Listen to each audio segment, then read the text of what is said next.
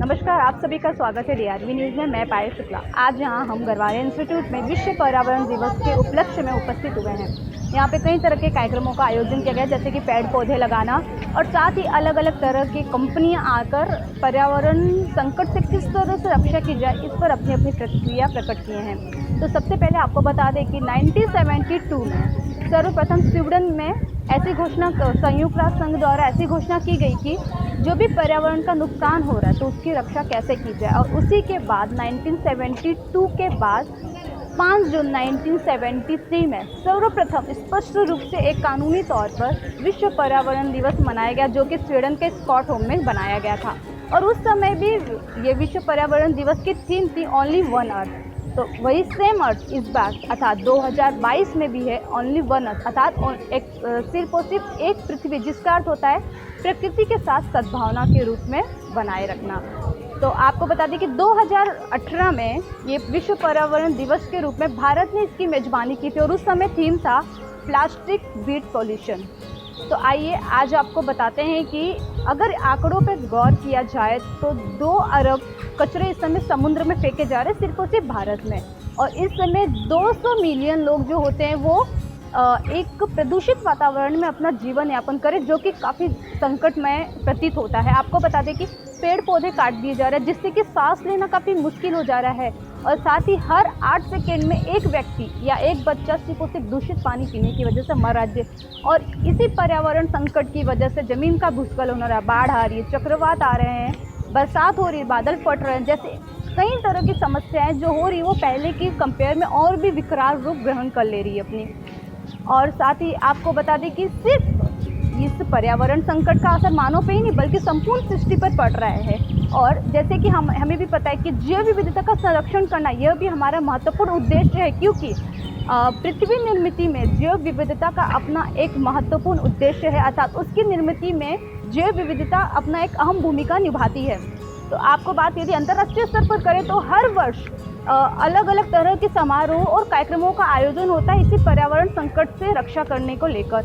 आपको बता दें कि जब 1973 में इस पर्यावरण विश्व दिवस की बात की गई थी, तो उस समय 119 देशों ने उस कार्यक्रम में भाग लिया था और अपनी अलग अलग तरह की प्रतिक्रिया को प्रदर्शित किया था।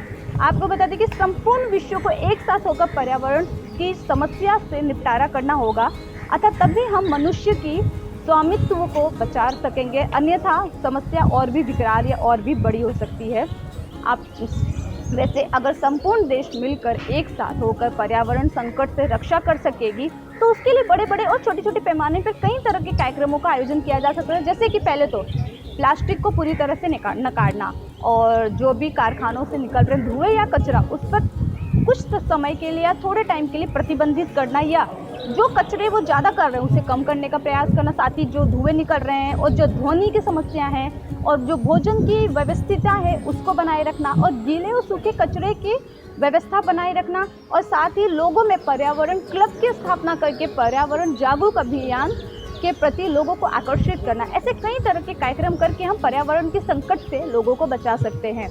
संपूर्ण देश यदि मिलकर एकता के साथ निर्णय ले ले कि वो पर्यावरण की समस्या से हमारे देश को या पूरे विश्व को मुक्त कर सकता है, तो जरूर एक समय ऐसा आएगा जब मनुष्य की स्वामित्व सार्वभौमिकता को बचाने को लेकर वह अपना प्रयास लगातार करते रहेंगे, तो इससे सृष्टि की भी रक्षा होगी, साथ ही पृथ्वी की भी रक्षा होगी। पर्यावरण दिवस के उपलक्ष्य में उपस्थित हुए हैं, तो आज हमारे साथ यहाँ पर इंग्लिश जर्नलिज्म के कोऑर्डिनेटर उपस्थित हुए, तो हम उनसे पर्यावरण से रिलेटेड कुछ प्रश्न पूछना चाहते हैं। जैसे कि सर, इन दिनों ग्लोबल वार्मिंग की काफ़ी चर्चाएं हैं और इसकी वजह से जलवायु में जो भी परिवर्तन हो रहे हैं इसके लिए सरकार ने अपनी प्रतिबद्धता भी जताई है, पर इसमें आपकी अपनी राय क्या है?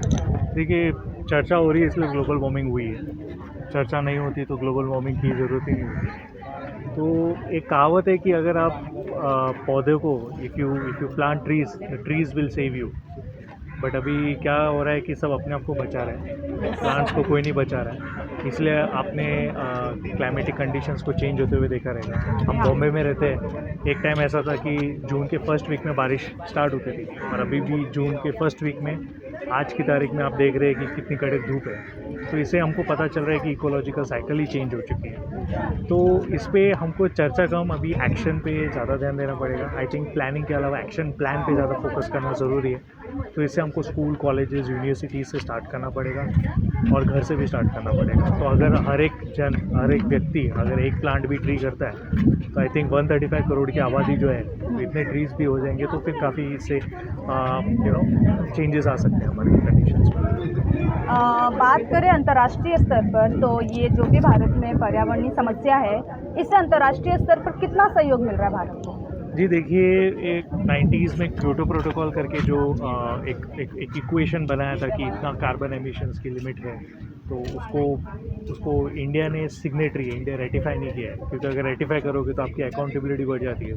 तो मेरे हिसाब से अभी वक्त ऐसा आ चुका है कि India should be accountable, India should be rectifying the treaty जो 90s की है, जो अभी तक उन्होंने सिर्फ साइन की है। तो इससे इंडिया, भारत एक प्रोएक्टिव रोल प्ले कर सकेगा। और रही बात इकोलॉजी के लिए, ये कोई हमारी कोई मॉडर्न कंसेप्ट नहीं है। इनफैक्ट अगर अब एंशिएंट इंडिया की भी बात कर लो तो पौधों को हम लोग ने एक परमेश्वर के रूप में उनको जचा। तो फिर आज ऐसी नौबत आ गई है कि हमने हमारी क्या बोलते हैं सोच को एक अलग तरीके से प्रकट की है। इट्स लाइक वेरी मॉडर्निटी के नाम पे हमने जो इकोलॉजिकल की जो बैंड बजा पड़ी है, तो वो एक तरीके से काफ़ी नेगेटिविटी फैली थी। तो मेरे हिसाब से अगर आपको अगर एटमॉस्फेयर सुधारना है तो आप अपनी पहले मेंटल एटमॉस्फेयर को सुधारो, फिर आप अपनी इकोलॉजिकल एटमॉस्फेयर को सुधारो, तब आप जाकर बड़ी एटमॉस्फेयर को सुधार पाओ। जैसे कि जल का वेस्ट होना या मानव संसाधन का सही तरह से उपयोग करना, इसे किस तरह से किया जाए कि आम जनता तक ऐसे कोई अभियान या जागरूकता या कोई कार्यक्रम हो जिससे कि बड़े बड़े पैमाने पर लोगों तक ये जानकारी पहुंच सके? ठीक है, सबसे पहले मैं आपके चैनल को धन्यवाद देना चाहता हूँ, क्योंकि आज के टाइम पे आपने ही इनिशिएटिव लिया है कि हमारी बात को आगे रख सकें। मैं तो आज भी हम सब बॉलीवुड के ड्रामा में खोए हुए हैं और इकोलॉजी की, ट्रीज़ की कोई बात नहीं करता टेक्निकली। तो रही बात कि हमको क्या रोल प्ले करना चाहिए, जैसे मैंने बताया कि अगर हर एक व्यक्ति एक ट्री का भी रिस्पॉन्सिबिलिटी लेता है वो बहुत बड़ी बात हो जाती है। बट अगर हम आज अपने कुछ और ही रिस्पॉन्सिबिलिटीज़ को ले रहे हैं, तो फिर अगर हम वातावरण का या पर्यावरण का ध्यान नहीं रखेंगे तो फिर वो हमारा ध्यान नहीं रखेंगे। ये सिंपल सी बात है। तो ये एक तरीके का अलग कर्मा है जिसको हमको थोड़ा सीरियसली वे में लेना चाहिए। तो इसमें स्कूल, कॉलेजेस को बड़ा रोल प्ले करना चाहिए। इनफैक्ट हर एक कोर्स, भले साइंस हो, कॉमर्स हो, आर्ट्स हो, उसमें भी इकोलॉजी एक कंपलसरी सब्जेक्ट होनी चाहिए, ताकि उसके रिलेटेड अवेयरनेस, रियलाइजेशन बढ़े। पर्यावरण की इस समय सबसे बड़ी चुनौती क्या है? सबसे बड़ी है इग्नोरेंस। अगर आज हम बात करेंगे तो जनता की जो इग्नोरेंस है वो सबसे बड़ी प्रॉब्लम है, क्योंकि आज हम इकोलॉजी के बेसिक्स को नहीं जानते। हमें लगता है कि बस हमने पौधे लगा दिए हुए हैं, सब चल रहा है 9 to 5 जॉब कर रहे हैं, किसी को कोई वक्त नहीं है अपने आप पे रिफ्लेक्ट करने की बात है। सिंपल सी बात है। और कॉर्पोरेट ऑफिसेस में भी ये एक कंपल्शन हो जाना चाहिए।